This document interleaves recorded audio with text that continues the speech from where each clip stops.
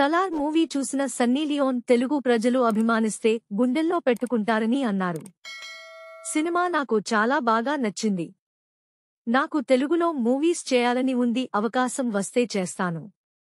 సలార్ మూవీలో ప్రభాస్ ని చాలా బాగా చూపించారు. ముఖ్యంగా ప్రభాస్ చేసిన ఫైటింగ్స్, సన్నివేశాలు హాలీవుడ్ రేంజ్లో ఉన్నాయి.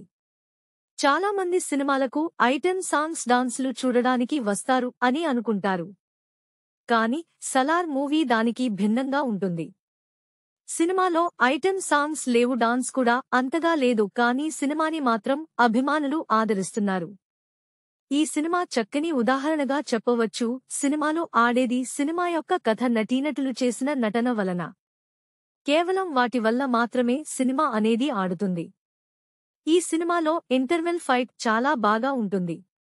ముఖ్యంగా గిరిజన పిల్లను రక్షించే సన్నివేశం అయితే నాకు కేకలు వేయించేలా చేసింది. ప్రశాంత్ నీల్ గారు కేజీఎఫ్, సలార్ లాంటి సినిమాలు తీసి మాస్ ఆడియన్స్ చేత థియేటర్లలో కేకలు పెట్టేస్తున్నారు.